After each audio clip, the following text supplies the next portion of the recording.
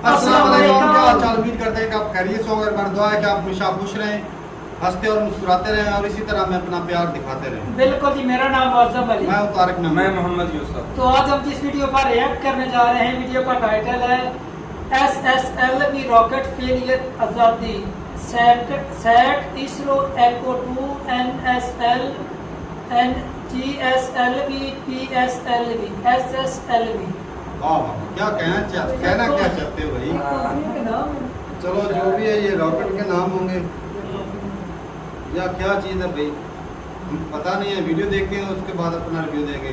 Khan sir की video है, interesting video है और खान सर के चैनल को जरूर विजिट करें। बिल्कुल, खान सर तो भाई मास्टर है, ऊपर लेवल।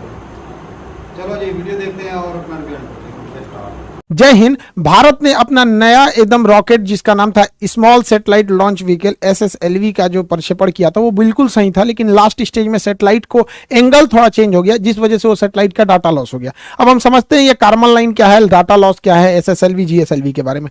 देखिए, हमारी जो आज़ादी हुई थी आज से लगभग 75 साल पहले 1947 में हुई थे, तो हम लोग के यहाँ जब भी कोई बड़ी घटना होती है तो उसे अलग अलग महोत्सव या नाम देते हैं। जैसे 10 साल को हम लोग डिकेड कहते हैं, 25 साल को सिल्वर जुबली बोलते हैं, जुबली मतलब महोत्सव, तो सिल्वर जुबली बोलते हैं। 50 साल को हम गोल्डन जुबली बोलते हैं, 60 साल को डायमंड जुबली बोलते हैं। तो डायमंड जुबली जो होता है ना 60 साल का होता है, लेकिन हम लोग डायमंड जुबली को तो पार कर चुके हैं। हम लोग की इस बार आजादी का 75वां साल है, तो 75वां साल यानी हम लोग अंग्रेजी में बोले तो प्लेटिनम जुबली मना रहे हैं।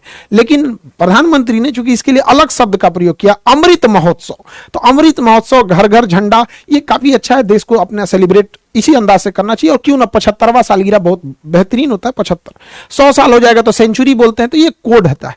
तो हम लोग की आजादी मिली थी, इस आजादी के उपलक्ष्य में हम लोग का जो 75 साल हुआ, तो हर चीज को हम लोग 75 कर रहे थे। तो पूरे भारत से 75 स्कूलों से गर्ल्स स्टूडेंट को लिया गया जो साइंटिस्ट की कैटेगरी में जाते हैं, जूनियर साइंटिस्ट कहिए, और ऐसे 750 गर्ल्स को सेलेक्ट किया गया जो कि इसरो से जुड़ी थी। और वो उन लोगों ने अपना एक सैटेलाइट बताया आजादी के 75वें वर्षगांठ पर, इसलिए इसका नाम रखा गया आजादी सैटेलाइट, शॉर्टकट में आजादी सेट।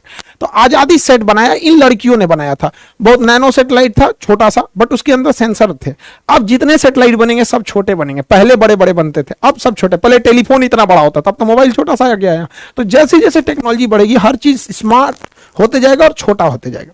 जबकि इसी रॉकेट के द्वारा अर्थ ऑब्जर्वेटरी सैटेलाइट इसरो को लॉन्च करना था, सब कुछ तय समय से था, लॉन्चिंग भी बढ़िया से सब कुछ था।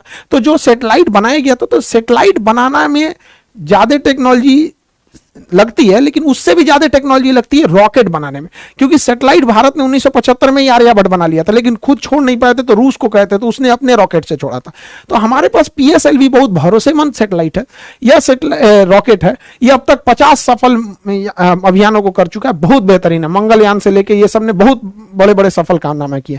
लेकिन इसके जगह पे कॉस्ट बचाने के लिए इसमें स्मॉल सैटेलाइट लॉन्च व्हीकल हम लोगों ने नया बनाया था, और ये बहुत बेहतरीन था, इसने काम भी बहुत अच्छा किया। इसके देखेंगे तो इसके 4 स्टेजेस हैं, मेनली 3 स्टेज है। सबसे बड़ा स्टेज जो है पहला स्टेज है, इसके बारे में पहले समझते हैं। इसकी लंबाई 34 मीटर है, व्यास जो इसकी मोटाई है वो 2 मीटर है, 120 टन खुद इसका भार है। तो अपना भार है, लेके कितना जाएगा, तो 500 केजी के सैटेलाइट को लेके चला जाएगा। आजकल 500 केजी में बहुत बेहतरीन सैटेलाइट बन जाएंगे। 500 केजी के सैटेलाइट को 500 किलोमीटर की ऊंचाई तक ये इजीली लेके जा सकता है। सबसे बड़ी विशेषता इसकी 30 करोड़ रुपए है, महज 30 करोड़। जबकि भारत अपना सैटेलाइट जब यूरोप वालों को देता है ना, तो यूरोप वाले उस सैटेलाइट को छोड़ने का 500 करोड़ रुपया फीस लेते हैं। सोच रहा तुम्हें 500 करोड़ रुपया तुम फीस ले रहा है, हम लोग का 30 करोड़ का रॉकेट आ गया यहाँ पर। और ये महज 3 स्टेज का है और एक वेलोसिटी टर्मिनल मॉड्यूल है, यानी टोटल 4 स्टेज का है। सबसे बड़ा स्टेज जो है पहला स्टेज है, पहला स्टेज है सबसे बड़ा। तो ध्यान से समझते हैं इसके बारे में और डिटेल से। पहला स्टेज बहुत बड़ा है और पहले स्टेज जो है वो 94 सेकंड तक जला। उसके बाद पहला स्टेज जो है वो इसको खोल के गिरा दिया जाता है, सेपरेट कर दिया जाता है। जैसे खोल के गिराते हैं रॉकेट हो जाता है हल्का और बहुत तेज भागने लगता है। तो क्वेश्चन भी पूछता है कि जैसे जैसे रॉकेट अंतरिक्ष की ओर जाता है उसकी स्पीड क्या होती है, तो बढ़ते जाती है। रीजन 2 है, एक ये अपने कुछ स्टेजेस को नीचे सेपरेट करके गिरा देता है जिसकी वजह से हल्का हो जाता है। दूसरा, जितना पृथ्वी से दूर जाइएगा पृथ्वी के खींचने की अर्थात गुरुत्वाकर्षण शक्ति कम हो जाती है। तो एक तो शक्ति कम हो गई, दूसरा भार कम हो गया, इस वजह से तेज भागता है। दूसरा स्टेज जो था वो 113 सेकंड तक चला था। तीसरा स्टेज जो था वो 106 सेकंड तक चला था। यहां तक में कोई प्रॉब्लम आई थी, प्रॉब्लम आई थी चौथे स्टेज में। अब यहां थोड़ा ध्यान से समझिएगा, ये तीनों स्टेज में ना सॉलिड ईंधन का प्रयोग किया जाता है। जैसे दीपावली के रॉकेट में जो ईंधन भरा जाता है ना, बारूद, सॉलिड इंजन होता, सॉलिड होता है, वो एकदम ठोस होता है, बारूद भर दिया जाता है। वैसे इसमें सॉलिड फ्यूल का यूज किया था, यानी बारूद भरा गया था। इसमें एक बार आग पकड़ लिया ना तो आपके कंट्रोल में नहीं रहेगा, ना ही आप इसे स्टॉप कर सकते हैं। तो सॉलिड इंजन की एक खराबी, पावर तो तगड़ा देते हैं सब, लेकिन इन्हें आप कंट्रोल नहीं कर सकते। तो इसरो कितना दिमाग लगाया, जब सीधे ऊपर भेजना था तो लगा दिया तीनों में सॉलिड इंजन। और ये सॉलिड इंजन जो होता है, इसमें जो सॉलिड फ्यूल यूज किया जाता है HTPB, ये फुल फॉर्म एग्जाम में पूछता है, HTPB, हाइड्रोक्सिल टर्मिनेटेड पॉलीब्यूटेराइन। ये इसमें यूज होता है HTPB ईंधन के रूप में, इसे कंट्रोल नहीं किया जा सकता। तो ये तो अब लास्ट स्टेज एकदम छोटा सा था, एकदम छोटा सा था, उसे महज 20 सेकंड के लिए बनाया गया था चौथे स्टेज को। उसका नाम होता है velocity trimming module, VTM, velocity trimming module. यहीं से गड़बड़ चालू हो गया। इस ससुरा को चलना था चौथा स्टेज को 20 सेकंड के लिए, चला 21 सेकंड के लिए, 1 सेकंड के लिए चला तो क्या हो गया कि ये सर्कुलर के जगह इलिप्टिकल पाथ पर चला गया। जाना चाहिए था गोल, चल गया अंडाकार में, क्योंकि इसका काम ये होता है स्पीड को बढ़ा घटा के पाथ को मेंटेन करना, जिस वजह से इसका डाटा लॉस हो गया और ये प्रशांत महासागर की ओर गिर जाएगा। यहां पर ये इलिप्टिकल नहीं हो पाया था। यहां पे लास्ट स्टेज में देखिए, जो वेलोसिटी ट्रिमिंग मॉड्यूल होता है वो इन सैटेलाइटों को लॉन्च करने के टाइम उनका एंगल डिसाइड करता है, किसको कितने एंगल पे छोड़ना है, मल्टीपल सैटेलाइट्स को कितने एंगल पे किसको कितना घुमाना है। यहीं पर डाटा लॉस हो गया। ये सारा चीज अपने समय सही से चल रहा था, यहां पे क्या हो गया, डाटा लॉस हो गया। 20 सेकंड की जगह पे 1 ही सेकंड फायर हुआ। इसका मतलब पूरा रॉकेट सही है, कोई दिक्कत नहीं है, बस ये ट्रिमिंग मॉड्यूल में दिक्कत है, एंगल गड़बड़ा दिया था। देखिए एक चीज ध्यान से समझिएगा, जो सैटेलाइट उपग्रह जो होते हैं पृथ्वी के करीब घूमते हैं उन्हें सर्कुलर पाथ पर घूमना पड़ता है, और जो दूर घूमते हैं उन्हें इलिप्टिकल पाथ पर घूमना पड़ता है। तो गलती से इसे जाना चाहिए था सर्कुलर पे, चल गया इलिप्टिकल पे, जिस वजह से ये क्या हो गया, गड़बड़ हो गया अपने ट्रिमिंग फेज में। इसलिए देखेंगे लास्ट फेज में बस ये 20 सेकंड के लिए यही बच गया था, जिस वजह से ये फेल कर गया था। हालांकि लेकिन कोई बात नहीं, हम लोग अगली बार फिर तैयार करेंगे। पहला लॉन्च जो था वो तो PSLV का भी फेल हो गया था, पहला लॉन्च GSLV का भी फेल हो गया था। सचिन तेंदुलकर भी अपने पहले मैच में कहा कोई अच्छा परफॉर्म कर पाए थे, लेकिन ऐसा तो नहीं है कि आगे नहीं किए थे, बेहतरीन काम किया था इस सैटेलाइट ने, बट लास्ट में थोड़ी सी सेंसर खराबी की वजह से यह गड़बड़ हो गया था ट्रिमिंग के समय में। हालांकि इस रॉकेट ने बहुत ही बेहतरीन ढंग से कार्बन लाइन को पार कर गया था। कार्बन लाइन क्या होता है, ध्यान से समझिएगा। पृथ्वी से वह ऊंचाई जिसे आप अंतरिक्ष मानते हैं, उस ऊंचाई को ही हम कार्बन लाइन कहते हैं। कार्बन लाइन के नीचे अंतरिक्ष, कार्बन लाइन के नीचे वायुमंडल यानी पृथ्वी, और इसके ऊपर अंतरिक्ष हो जाता है। इसे वैज्ञानिक कार्बन ने दिया था, उन्होंने कहा था कि यह 100 किलोमीटर है, लेकिन अभी इसे अप्रोक्स 80 से 83 किलोमीटर माना जाता है। कुछ देश इसे 80 मानते हैं, कुछ देश इसे 83 किलोमीटर मानते हैं। उसके ऊपर अंतरिक्ष चालू हो जाता है, यानी एक कार्बन लाइन हो जाता है। 1967 में एक समझौता हुआ था जिसके तहत कहा गया था कि कार्बन लाइन से ऊपर का एरिया किसी देश का नहीं है, उसमें कोई भी जहाज, कोई भी सैटेलाइट जा सकता है, और कार्बन लाइन के नीचे का एरिया उसी का है जिसके जस्ट नीचे वह देश है। यानी भारत अपने 80 यानी 83 किलोमीटर की ऊंचाई तक अगर कोई भी मिसाइल जाएगा तो उसे अपने ऊपर खतरा मान के मार के गिरा देगा, कोई जहाज जाएगा तो उसे मार के गिरा देगा। समझ में आ रहा है कि नहीं? तो हमारा एरो स्पेस कितना होता है अपने क्षेत्र से, 83 किलोमीटर। लेकिन समस्या यहां ये आती है कि कोई देश इसे 80 मानता है और कोई देश इसे 83 मानता है। जो 83 मानता है वो तो ऊपर ऊपर जाएगा। अब जैसे मान के चले भारत कहेगा कि हम 80 मानते हैं, अमेरिका कहेगा 83 मानते हो, तो जाएगा। अब भारत चल जाएगा किसी क्षेत्र में 80 में, कहेगा हम तो कार्बन लाइन के ऊपर हैं, तू कहेगा मार के गिरा देंगे, कहेगा एयरक्राफ्ट है ये। तो इसमें काफी असमंजस है। हालांकि इतनी ऊंचाई पे कोई जहाज जाते नहीं है सब यहाँ पे। तो कार्बन लाइन हमेशा याद रखिएगा, इस एग्जाम के पॉइंट ऑफ व्यू से इंपॉर्टेंट है। यह अंतरिक्ष वगैरह में जितने सैटेलाइट वगैरह रहते हैं कार्बन लाइन के ऊपर ही डाल दिए जाते हैं। इस तरह से जो सैटेलाइट घूमता है इसे कहते हैं पोलर सैटेलाइट। ऊपर नीचे जो घूमता है ये पोलर सैटेलाइट। ये पोलर इसलिए कहते हैं कि ध्रुवीय सैटेलाइट, क्योंकि पृथ्वी के ऊपर और नीचे 2 पोल है, north pole and south pole. तो पोल का चक्कर लगाने वाले सैटेलाइट को हम पोलर सैटेलाइट कहते हैं, हिंदी में कहते हैं ध्रुवीय सैटेलाइट। इसमें खर्चा कम आता है, ये सर्कुलर पाथ पे घूमते हैं और पूरी पृथ्वी का चक्कर लगा लेते हैं, निगरानी कर लेते हैं। कैसे? ये तो ससुरा सैटेलाइट वो ऊपर नीचे घूम रहा है, ठीक है, लेकिन पृथ्वी तो ऐसे ऐसे घूम रही है। पृथ्वी कैसे घूम रही है? इस तरह से। तो पृथ्वी जब ऐसे घूमेगी तो अलग अलग जगह का फोटो ले लेगा। जैसे अभी ये यहाँ का फोटो ले रहा है, पृथ्वी थोड़ा सा घूमेगी तो फिर थोड़ा और आगे का ले लेगा, पृथ्वी और घूमेगी तो थोड़ा और आगे का ले लेगा। इस तरह से आगे लेते लेते पृथ्वी के ये घूमने का डायरेक्शन, अभी इस सैटेलाइट का फोकस यहाँ पर है, अब इसे पृथ्वी घूमेगी तो थोड़ा और इधर होगा, ऐसे होगा।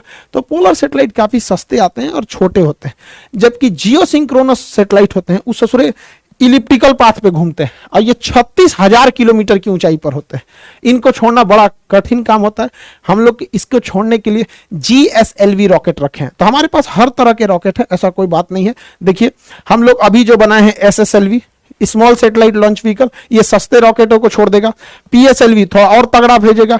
GSLV बाप है ससुरा सैटेलाइट सबका, उठा लेता है 2,000 किलो का सैटेलाइट उठा लेता है, 3,000 किलो का सैटेलाइट उठा लेता है। और GSLV Mark 3 दादा है ससुराई, 5,000 किलोग्राम का सैटेलाइट लेके अंतरिक्ष में उड़ जाता है। तो ये बहुत खतरनाक है। तो हमारे पास हर तरह के सैटेलाइट हैं, हर तरह के जरूरत के हिसाब से हम लोगों ने इसे बना के रखा है। लेकिन सबसे ज्यादा अगर कोई काम आने वाला है तो SSLV का काम आने वाला है, जो अभी हल्का सा फेल हुआ है, मतलब वो 98% सफल है। उसका एक सेंसर गड़बड़ हो गया था। SSLV की हम इतनी चर्चा क्यों कर रहे हैं, समझिए ध्यान से। एक ससुरा ये 72 घंटा में रेडी हो जाता है, मतलब ये पार्ट बाय पार्ट बन के बना रहता है। इसे कसने के लिए केवल 72 घंटा चाहिए, 3 दिन में ये रेडी हो जाता है। और इसे केवल 6 आदमी मिलकर रेडी कर सकते हैं और हर हफ्ते इसे लॉन्च किया जा सकता है। हर हफ्ते फटाफट 3 दिन में लॉन्च होगा और समय देख के मौसम ठीक है कि नहीं, सब कुछ ठीक है, लॉन्च कर देंगे। फिर हर हफ्ते इसे लॉन्च किया जा सकता है। महज 30 करोड़ में आता है, 30 करोड़ में। जबकि अगर आप स्पेस एक्स से सैटेलाइट छोड़वाते हैं तो 100 करोड़ तो खुदे ले लेता है। यहां तो 30 करोड़ का पूरा रॉकेटवे है और खाली छोड़ने का 100 करोड़ ले लेता है। अब कोई देश वेट नहीं करेगा क्योंकि हर हफ्ते ये भेज सकता है। जबकि हमारे पास जो PSLV और GSLV है, इनकी खराबी समझिए। एक तो सबसे इनको रेडी करने में 3 महीना लग जाता है, और दूसरा ये सस्ते 30 करोड़ के नहीं 200 करोड़ के, और GSLV को तो रेडी करने में 4 महीना लग जाता है। यानी अगर किसी को सैटेलाइट से लॉन्च कराना है हमारे GSLV से तो 4 महीने की वेटिंग लिस्ट है। आपको किसी ट्रेन में 4 महीने का वेटिंग मिलेगा तब ट्रेनें छोड़ देंगे उसको। तो इसमें 3 महीना, इसमें 4 महीना, इस ससुरा इसका खुद का खर्चा 400 करोड़ है, तो ये तो पैसा भी लेता है ज्यादा। इसी वजह से आज के समय मॉडर्न टेक्नोलॉजी है। मॉडर्न टेक्नोलॉजी में हर चीज छोटा होते जा रहा है। पहले शादी ब्याह में कैमरा करने वाला इतना बड़का कैमरा लेके आता था, अभी नॉर्मल कैमरा आ गया है। तो हर चीज अब छोटी होती जा रही है, हल्की होती जा रही है, और काम पहले से 5 गुना कर रही है। इसलिए अब भारी भरकम रॉकेट की जरूरत नहीं है। अब हम लोग छोटे रॉकेट से भी काम चला लेंगे। अब इतना भारी भरकम रॉकेट की जरूरत नहीं है। तो हम लोगों का मेन फोकस है SSLV पे, और ये पूरी दुनिया में राज करेगा। और इससे ज्यादा, सबसे ज्यादा दिक्कत होगा किसको, तो SpaceX को। बहुत ज्यादा उसको सैटेलाइट छोड़ने की जरूरत है। तो हमारे यहाँ विदेशी ग्राहक बहुत आते हैं कि हमारा सैटेलाइट छोड़ दो, क्योंकि आपका रॉकेट बहुत सस्ता है, हमें सस्ता पड़ता है। तो हम लोग के पास एक पहला लॉन्च पैड था केरल के थुम्बा में, उसका नाम था विक्रम साराभाई प्रक्षेपण केंद्र। तो ये विक्रम साराभाई था। हालांकि हम सबसे ज्यादा यूज करते थे आंध्र प्रदेश में सतीश धवन प्रक्षेपण केंद्र। तो सतीश धवन प्रक्षेपण केंद्र में हम लोगों ने 2 लॉन्च पैड बना रखे थे, 2 लॉन्च पैड बना थे। इसी से GSLV को भी लाते थे। देखिए ब्लैक कलर का जो होता है वो GSLV होता है, रेड कलर का जो होता है वो PSLV होता है। तो इसी में एक में GSLV बना दिए, एक में PSLV। तो हमारे पास सतीश धवन प्रक्षेपण केंद्र में एक और था। अभी हम लोग एक चेन्नई में और बना रहे हैं। चेन्नई में अभी इस पे प्लान चल रही है, जैसे हो जाएगा हम आपको बताएंगे। नीचे बनाया जा रहा है। तो हमारे पास टोटल अब 3 लॉन्च पैड होने वाले हैं, 2 तो पहले से थे। अब ये नीचे वाली की जरूरत क्यों पड़ी, इसको हम लोग अभी समझेंगे। लोग ध्यान से समझिए। पोलर सैटेलाइट जो होते हैं वो ऊपर से नीचे चक्कर लगाते हैं पोल पे, तो इन्हें छोड़ा भी जाता है उसी डायरेक्शन में। हम लोग के लिए समस्या समझिए, हम लोग आंध्र प्रदेश के श्रीहरिकोटा से जब छोड़ते हैं तो बीच में ससुरा श्रीलंका चलाता है, तो बीच में श्रीलंका आ जाता है। इसलिए हमें पहले रॉकेट को ऐसे मनूवर करा के घुमाना पड़ता है, और तब जाके इसको छोड़ते हैं हम लोग ऐसे, नहीं तो श्रीलंका के ऊपर गिर जाएगा, दिक्कत हो जाएगा। तो जब आप किसी से मनूवर कराइएगा, उसको थोड़ा घुमाइएगा, तो ज्यादा ईंधन खाएगा, ज्यादा खतरा बना रहेगा घूमने के दौरान, ठीक से घुमा कि नहीं घुमा। इसलिए भारत ने सोचा कि इसका झमेले खत्म कर देते हैं। जो हमें जियो स्टेशनरी सैटेलाइट छोड़ना है, जो पृथ्वी का ऐसे चक्कर लगाते हैं 36,000, उसको तो यहीं से छोड़ेंगे, सतीश धवन प्रक्षेपण केंद्र यानी श्रीहरिकोटा से छोड़ेंगे। और जो पोलर छोड़ना है वो कहां से छोड़ देगा, नीचे से, क्योंकि जब नीचे यहां से छोड़िएगा तो श्रीलंका को ऐसे क्रॉस करा के फिर जाना पड़ता है, और यहां से छोड़ेगा कोई नहीं है नीचे में कोई नहीं है। देखिए ध्यान से, नीचे से छोड़ेगा तो समुद्र में कोई नहीं है। इस वजह से हम लोग तमिलनाडु में एक तीसरा प्रक्षेपण केंद्र भी हम लोग स्थापित करने जा रहे हैं। हम लोग के इसरो का इतिहास बहुत मतलब दुखदाई रहा है। हम लोग के पास इतने कम पैसे थे जब इसरो की स्थापना हुई थी कि साइकिल से हम लोग लेके जाते थे लोग रॉकेट को, यहाँ पे साइकिल से, देखिए पार्ट बाई पार्ट करके, यहाँ पे बैलगाड़ी से हम लोग ये सैटेलाइट को लेके आए थे लोग, और नारियल के पेड़ से बांध के साउंडिंग रॉकेट को छोड़ा गया था। लेकिन ऐसा नहीं है, हम लोगों ने बहुत बहुत चीजों को देखा है। और ये जो लड़कियों ने जिस सैटेलाइट को बनाया, उन बच्चियों से कहते हैं कि आप अपना कभी भी मनोबल छोटा मत कीजिएगा। हमारा उस सैटेलाइट से संपर्क टूटा है, कसम से कहते हैं हमारा संकल्प नहीं टूटा है, हमारा संकल्प आज भी जिंदा है। हम यहां से उठ के खड़े हुए हैं। इसरो जो आज इतने बड़े बड़े जो सैटेलाइट देख रहे हैं ना यहाँ पे, ये हम लोग वही हैं जो साइकिल पे लेके घूमे थे। तो हमारा संपर्क टूट जाने से विरोधी हमारे पे हंसे नहीं, हम दृढ़ संकल्पित हैं लोग यहाँ पे। और भारत माँ की वो बेटियां एक दिन दिखाएंगी जब अंतरिक्ष में राज होगा वहां पर, ये सैटेलाइट यहाँ पे। और दुश्मनों को सरदर्द के लिए जो लोग अभी PSLV से SSLV से डर रहे थे ना, सुनिए ध्यान से, GSLV तो बहुत पावरफुल है, ये है PSLV दुनिया का सबसे भरोसेमंद है। अभी SSLV सही हो ही गया, अभी NSLV भी बन रहा है, नैनो सैटेलाइट लॉन्च व्हीकल, यानी 1 किलो के सैटेलाइट को भी छोड़ देगा। Nano satellite launch vehicle 5 crore में, 5 करोड़ में। और इसकी सबसे ज्यादा जरूरत होती है टेस्ला को, SpaceX को, क्योंकि SpaceX अपना एक स्टारलिंक प्रोग्राम बना रहा है। इसको अंतरिक्ष में बहुत सारे हजारों सैटेलाइट इसको छोड़ना है अंतरिक्ष में, और नैनो सैटेलाइट इन्हें छोड़ने में लगभग 100 करोड़ का खर्चा आता है एक नैनो सैटेलाइट में। हम लोग का सैटेलाइट हुए 5 करोड़ में, 2 को छोड़ देंगे एक के बार में, होलसेल में काम हो जाएगा। तो हम लोग अभी एक और बना रहे हैं NSLV, nano satellite launch vehicle. इन्हीं सबको मद्देनजर रखते हुए भारत जो है अपने 3 लॉन्च पैड बना रहा है, ताकि उसे 3 लॉन्च पैड की जरूरत भी है। तो हम लोग इस चीज को समझे यहाँ पर, ये बहुत भारी भरकम। एक चीज और गौर किए होंगे, जब सैटेलाइट छोड़ते हैं तो इसमें से ये कुछ कुछ टुकड़े गिरते हैं। एक्चुअली ये टुकड़े नहीं होते हैं, इन्हें इंसुलेटर कहा जाता है, इंसुलेटर पैड। जब सैटेलाइट खड़ा रहता है ना, तो इसके अंदर जो लिक्विड भरा रहता है ईंधन, वो बहुत ठंडे टेम्परेचर पर रखना चाहिए। तो धूप लगेगा, एक दिन पहले ही टांग के रख देता है तो ठंडा, इसका सारी गर्मी निकल जाएगी, ठंडाहट खत्म हो जाएगी। इसलिए इसके बाहर में इंसुलेटर का पैड चिपका देता है। जहां जहां लिक्विड इंजन होता है वहां वहां इंसुलेटर का पैड लगा देता है। और जब ये सैटेलाइट ऊपर उठती है तो घर्षण से यही बाहर गिरने लगता है। आई होप आप PSLV, GSLV, SSLV, NSLV समझे होंगे। और आप उम्मीद करते हैं कि इसरो और आगे बढ़ेगा और पूरे देश का नाम गर्व से ऊपर करेगा यहाँ पे। आई होप आप इसे समझे होंगे। मिलेंगे नेक्स्ट क्लास में। जय हिंद। वीडियो खत्म हो गई और बड़े अच्छे अंदाज से खान साहब ने वीडियो समझाई और हमें भी कुछ थोड़ा बहुत भी समझ आई।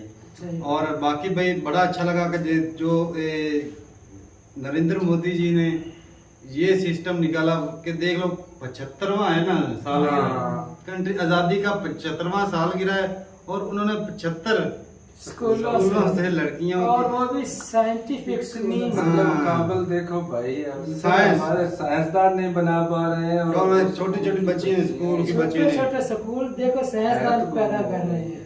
तो देख लो भाई। और भाई साहब दिल जीत लिया उन बच्चियों ने भाई। सलाम है उनके जो और टीचर भाई जिन लोगों ने ऐसी बच्चियों को ट्रेनिंग दी और इतनी अच्छी तालीम दी। और भाई हिंदुस्तान भाई अब ना इसको कोई रोक नहीं सकता। कोई छोटी छोटी बच्चियां सैटेलाइट बना रही हैं तो भाई इनका हौसला है। ये सैटेलाइट उनकी गलती नहीं थी, उन्होंने तो बनाना था, सैटेलाइट बनाना था। बाकी जो मिसाइल के वो हो गए, मिस्टेक हो गई लॉन्चर वालों से हुई है ना, जिन्होंने लॉन्च किया। हाँ तो वो हो जाती है, गलतियां हो जाती है। और भाई बंदा सीखता है। ये फेलियर जो नहीं है, हम इसको फेलियर नहीं गिनेंगे भाई। सही और फेलियर है भी नहीं, कोई नहीं, हो जाता थोड़ा बहुत। नेक्स्ट टाइम हो जाएगा, अगली बार हो जाएगा, उस बार PSLV और GSLV भाई के अंदर खर्चा देखो ना, खर्चा कहाँ से कहाँ तक आएगा।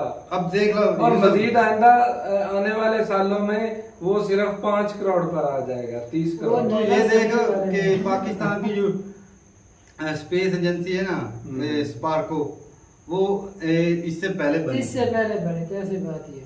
और देख ले लेकिन आज हम चाइना की स्पेस हमने सिर्फ जो खुद से वो 3 लॉन्च किए सैटेलाइट। अच्छा। और इंडिया जो 300 के ऊपर जो है सैटेलाइट जो है लॉन्च कर चुका है ऑलरेडी। और दूसरे कंट्री के भी सैटेलाइट जो है लॉन्च किए हैं इधर से। अब बताओ कि इसरो कहाँ पे और स्पार्को कहाँ पे, जमीन आसमान का भाई फर्क है।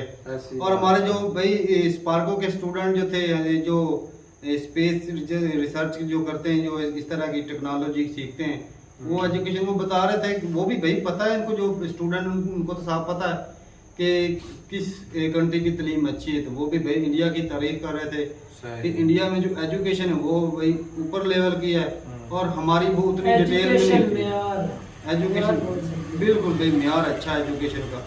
अब अंदाजा लगाओ, हम स्कूल में पढ़े, हम ग्रेजुएशन कर चुके हैं, हमें भाई इतना नॉलेज नहीं है। इतना वो देख लो छोटी छोटी बच्ची हैं, उन्होंने सैटेलाइट कमाल कर दिया। हमसे तो भाई एक रिमोट नहीं बन पाएगा, सैटेलाइट बना दिया। अब ये रिमोट हम खोल कर उसको दोबारा कस भी नहीं सकते।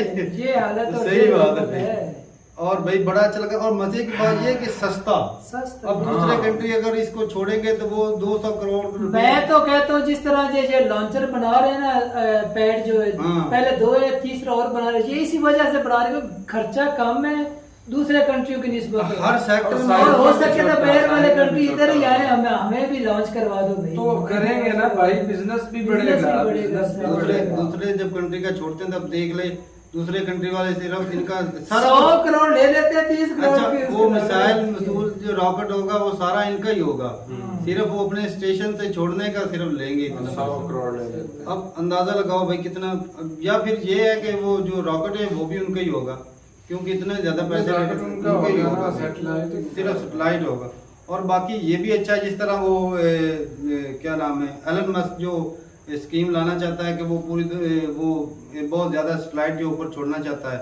अच्छा वो दुनिया भर में उसने भी इंटरनेट देना इंडिया चाहता पर ही है। रखी हुई है ना कि मैं सारा काम इधर से करवाऊंगा, क्योंकि ये वो जो सस्ता है। सर 5 किलो कह रहे थे, एक- नैनो एक किलो।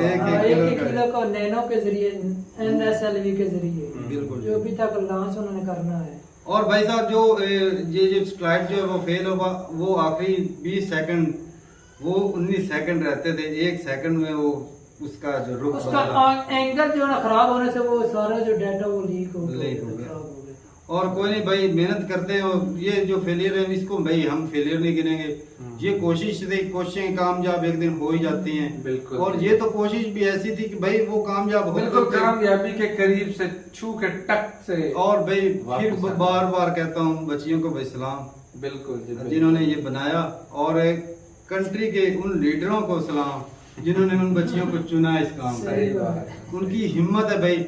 और इसी तरह इंस्पायर हो के भाई और भी जो बच्चे हैं वो भी इस तरह का काम करेंगे।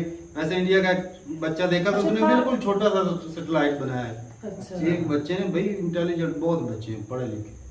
तो तारक भाई इसके अंदर ये जो 75 के 750 लड़कियां हैं ना, सिर्फ हाँ। 75 स्कूलों से हाँ। सिर्फ लड़के लड़का कोई लड़कियां नहीं। नहीं, लड़कियां ही थी, बच्चियां थी। कमाल है यार। कमाल है भाई। और अगर जो ये लड़कियां इतना बड़ा कारनामा सर अंजाम दे सकते तो लड़कों का क्या हाल है? लड़कियां भाई होती लायक, लड़कियां ब्रिलियंट हाँ, नहीं ये ऐसी बात नहीं, लड़के भी होते हैं, लेकिन आजकल लेकिन की लड़कियां- अक्सरियत में जो है ना, आजकल वो की लड़कियां बहुत ज्यादा आकाम brilliant हो होती चुकी हैं। हैं।